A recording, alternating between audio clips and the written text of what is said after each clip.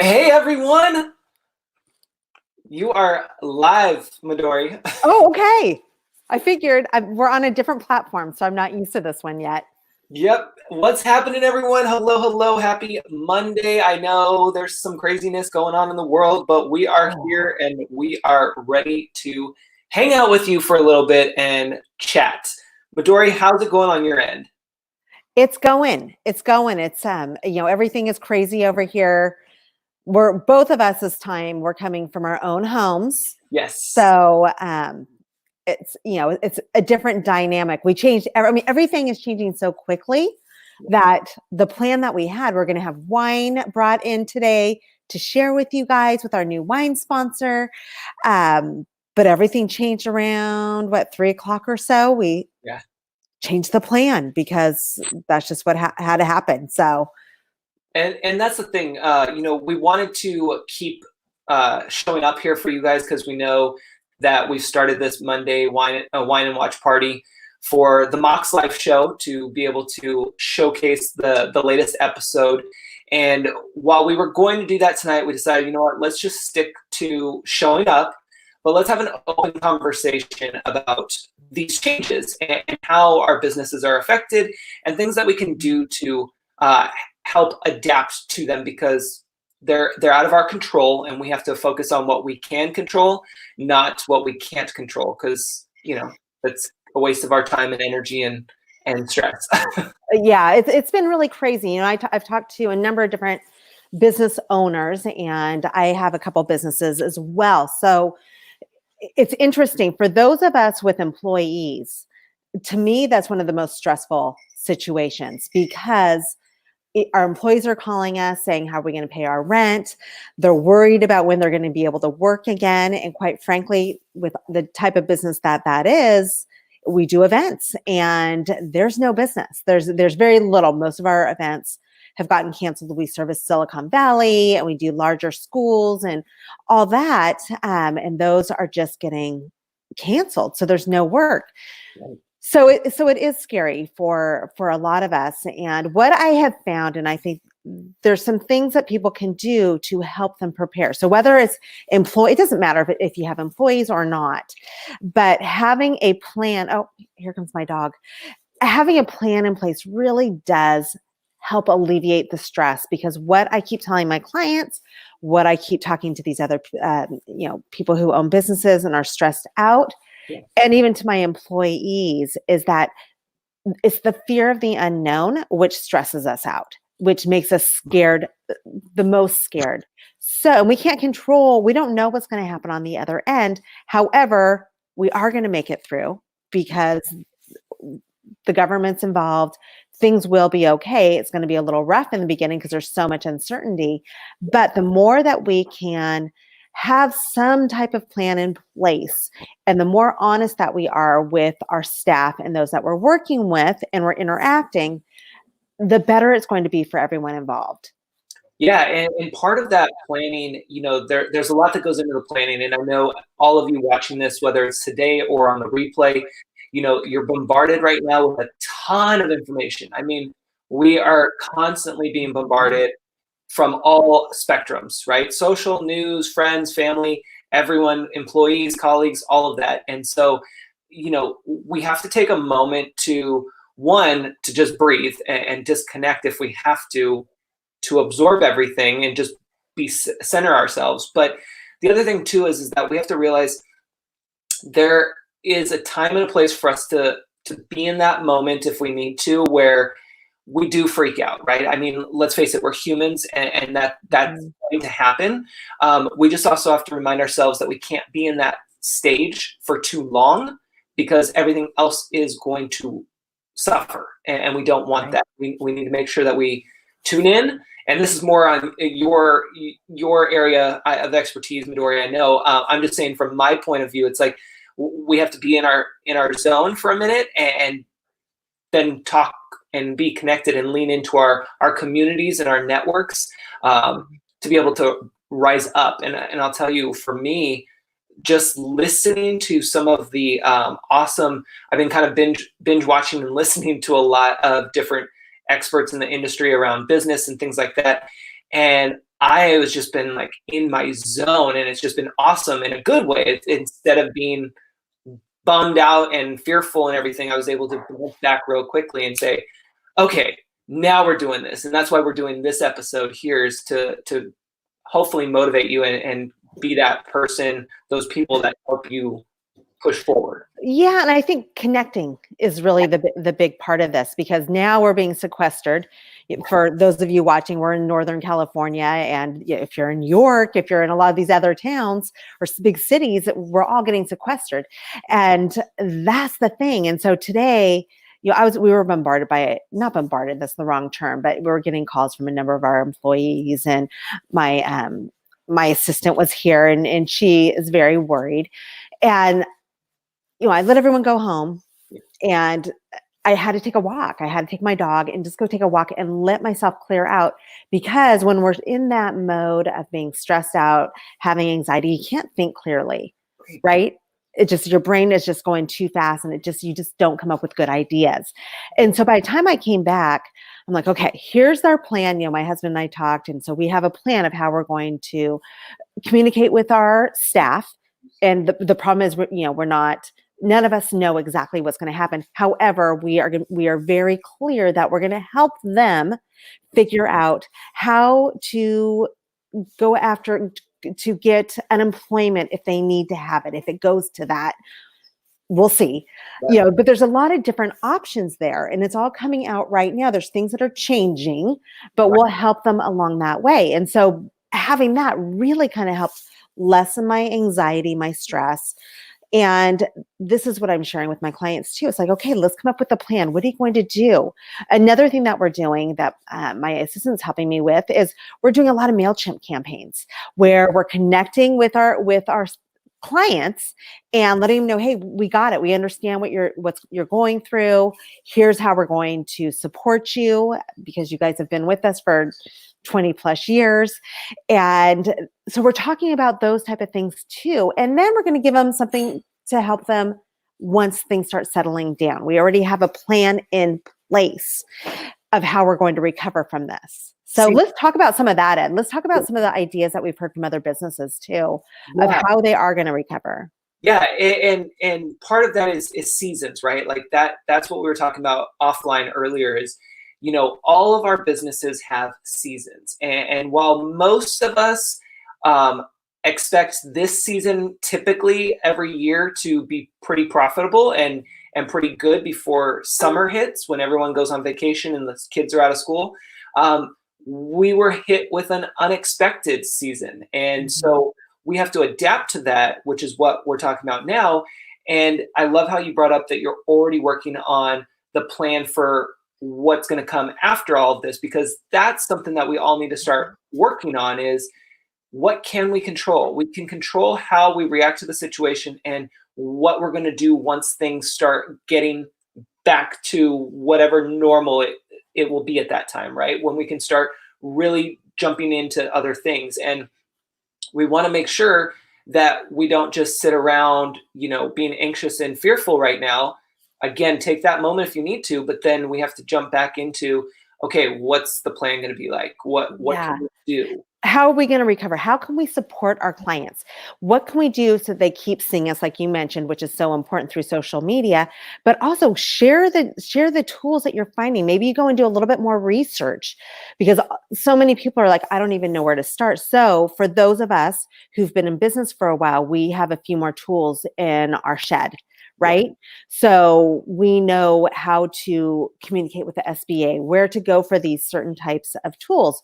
So that's one way that we can support our clients moving forward. But then also planning, okay, so this is not going to go on forever. How are we going to recover financially? What's our plan? The government's saying that they're going to come up with stuff, but we need to be proactive as well, and how we're going to go about that, because restaurants, hotels, all these businesses are being hit pretty darn, all of us are being hit hard, and it's going to financially hit most of us. So, and you guys, I have some examples I'm going to show it right here. Let me change my screen over. We're gonna get fancy over here, and we're gonna share our screen. And let me just make sure we're still live, because we're live. Okay, perfect. Well, we're still live. I just want to make sure we're live on your page. Yeah, there we go. Looks like it. All right, guys. Perfect. So I wanted to showcase some of these things, some of these posts that I've been seeing online. Now, I don't know Woolsworth a grocery store, but what Oh, I that's an old grocery store. That's from decades ago. That's so funny. I didn't know oh, they were still really? around. Yeah. Okay, yeah, I Funny. don't think any are in the UK. I mean, sorry, the US, because somebody had posted a comment saying that they were in the US. But Wow. what I love about this, and such a great example, and actually I think it was Mary Lou on one of my posts or online, she had shared Dollar General is implementing something like this too, where they're creating a designated hour for the elderly to shop. Oh, love it. So Love again, it. if you are a grocery store, if you own a store, and you know your clientele, and you know people need to come in for things, think about your customers. Can you create a space that's safe for them to shop like this?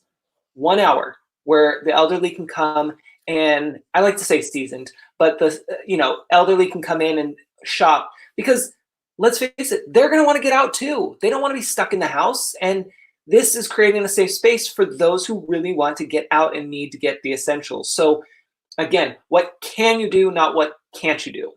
Yes. Another one here, I love this. This is from Criminal Bakery, a local bakery here. They posted this a few days ago. They've been updating like crazy, which is great. I love seeing this from businesses, you guys. It's important. But this one is great idea. Place a special order to stock up on scones and pastries. Freeze them and warm them up in your own oven whenever you like. I didn't know that you could do that. And I love the scones. And it's like, don't tell me that, because I want to go buy the whole thing. Yeah. And then they talk about special orders, and then they go on to say in other recent posts, which I don't think I have loaded here oh, there it is. They say, seriously, go to our website and place your to-go orders, because they're no longer doing, people can't come in and sit down. They're doing the online orders. Hence, website is important. It's social media plus your website. Mm-hmm. Brilliant.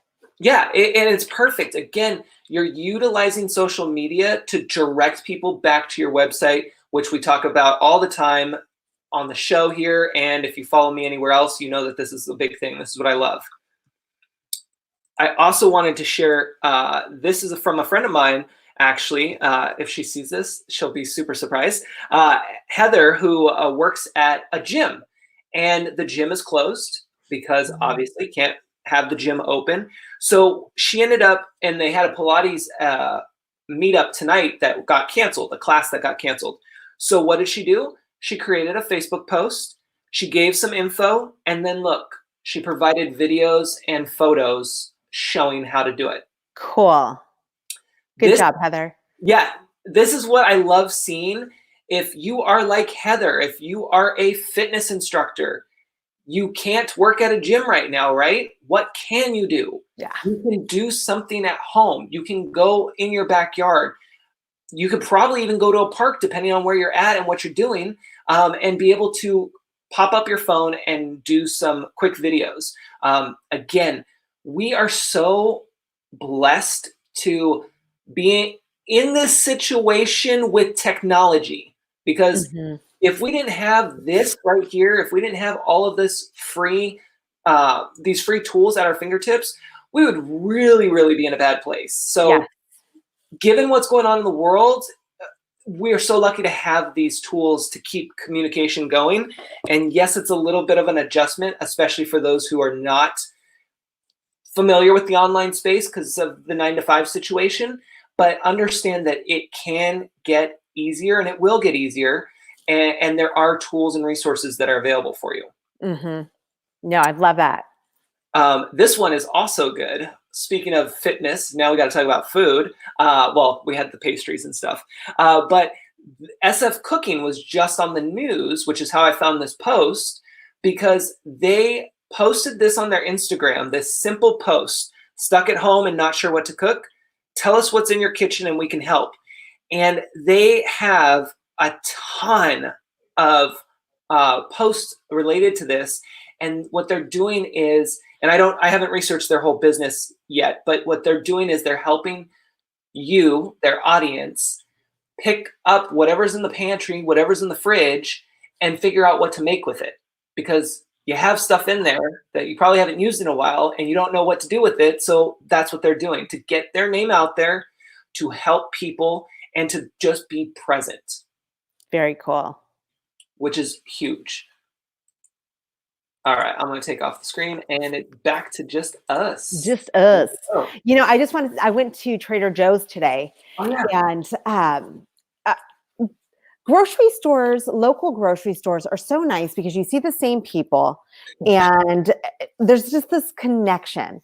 And so, but anyway, I went there and there was two people out in front, two employees out in front, and they were handing out wipes to people. And then they had a little station where you could, press the disinfectant and use it on your hands. And they were making sure that everyone did that beforehand. They were cleaning people's carts for them before they went in, but they were smiling. They were super friendly, and it was just welcoming because, every single person going in there had something in the back of their mind that was weighing on them. So it was just nice to go in there and to have someone to know that they were looking out for us and helping us and just greeting us with a smile. And so what great service. Yeah, and that's huge, you guys, because we have to understand that, again, our everyone's being stretched, from all of us business owners to teachers to every industry, doctors, grocery stores, like everyone is stretched. And so when you can go somewhere and then see somebody smiling, even if they really just are not in the mood, but they're smiling, it changes the whole game for everyone. It just shifts everything for you. And like you just were saying, Midori, it makes you feel good. And that also puts you at ease. So now this stressful situation of parking and getting into the store to find what you need, hoping that they have it, and trying to check out without anybody, trying to rip you off or whatever, like all of that just went off to the side. It just rolled right off your shoulders, because now you're like, oh, I can walk in a little bit easier now with that smile. Right. Yeah. So, this is going to be an uncertain time, obviously. Challenging, but we will all get through it. Just have tools in your pocket to help you when that anxiety and that stress comes up. You may be worried, oh gosh, how am I going to pay my rent this month? How am I going to pay my mortgage? How am I going to pay for this? And, what am I going to do? Yeah. Find ways to mentally recalculate and to calm your body down, because it's the way that you react to things that causes you even more stress. So, if you go to themoxlife.com, there's all kinds of free tools there. Reach out to either of us too. We're happy to help. Ed is the king of tech and social media. As you know, he's on quite often. So use these sources. Reach out to me. I am more than happy to help, because quite frankly, being able to help others right now brings us a sense of joy and keeps us centered. So I am more than happy to share tips, tools, whatever it is that you may be going through. Also with business, I have a lot of years doing this. We have gone through three major fires in 3 years. So this is not our first rodeo. I've dealt with banks and getting loans and all kinds of things. So been there, done that. And I'm more than happy to share whatever tools I can do or any knowledge that I may have to help you get through this time. And I know you're the same. Yeah. And you're still here after all of those things. So, so there's that too, and that's the thing. It's like, a lot of you are transitioning from whatever desk you had at another location to being at home, being in a place where you probably don't normally work, or maybe you do, but it's been inundated now with the whole family and everyone. It's so important to create a space for you, a workspace, whether that's a teeny piece of the table, the closet, the bathroom, whatever it is. Literally find your space. I know when I first started my business, I had to get a desk. It was a $20 desk from Goodwill, and that was like my space. That's all I needed. You don't have to get a desk. It could be the kitchen table. It could be whatever works for you. But get yourself a designated space so that your brain knows that when you're there, when you're checked in, that is your spot. And also let those around you know this is my spot for working. And to be honest, set office hours. I had to do that myself when I first started, because when you're at home, there's so many distractions, there's so many things going on. Many of you probably have kids. You're going to have the kids home during this time. Like, everyone's going to be around you. It's so important to set those boundaries and really make them known, because you still need to show up for your audience. Right. Yeah. And talking about distractions, I have my son came home a day, well, not a day early. He's in college, and his whole semester got pretty much canceled. So he was supposed to be in Utah skiing right now, and he ended up coming home last night. And so they're both here, and they're both looking at me like, okay, we want to watch a movie now. So talk about distractions. Yeah. So I know all of us are kind of dealing with situations that we definitely could not have planned on. But we all adjust, and we're all in this together. And so remembering to think, what do I have to be grateful for? And just staying in that positive mode when everything seems really scary, and thinking it out. This is one of the exercises that we've done before on the show, is thinking of what's the worst case scenario that can possibly happen. Yeah. Could you possibly lose your house or the place that you're renting? Is your whole company going to go down? Okay, then what? What is the worst thing because when you can face the worst possible thing that can happen, then you can grab control of it and start taking steps to get in front. And really, there's something that mentally happens that just, it's like you're confronting your fears. Yeah. And when you confront your fears, that's when you get powerful. And that's when you are able to just shift everything in your mind. So I invite you to do that. Yeah, it's a little scary. Yeah, it's a little freaky, but chances are none of us are going to lose our homes. Really, truly, we probably are not. Yeah, and I'd also challenge you guys to take that with pen and paper and write it out. Mm-hmm. Because thinking and saying are one way of doing it, but when you start writing it down, it becomes reality, and meaning your fear is now being released. You're actually writing out what it is. You can see it, and then you can take action on how you're going to pivot, how you're going to make those changes. And I use a 3x5 card all the time to plan out my day. So each day I use a 3x5 card to write out the things that I want to complete for the day. It's so funny because I have a planner that I sort of somewhat use. I have my Google Calendar, I have my reminders, I have all the things.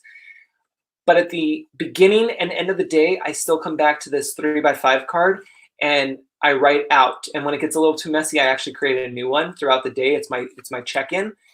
It will save you a lot, and it will help you with planning each day, because again, you can plan for the long run, but understand that we're in such a place right now that's constantly changing, that just take it day by day.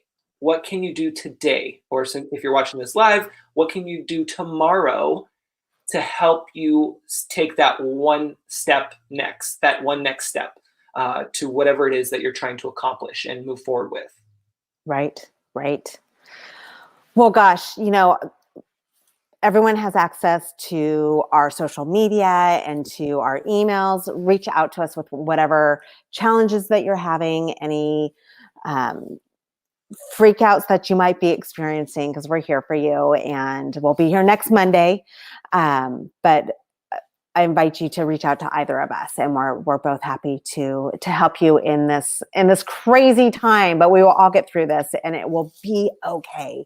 Yes. So yeah, thanks for being with us. Hopefully, in a couple of weeks, we'll be able to get back to our wine. Actually, no. Next week, I probably will have a glass of wine at this time. So we'll see. That's funny. All right, guys, take care and keep in touch, and we will see you next Monday. Take care. Yeah.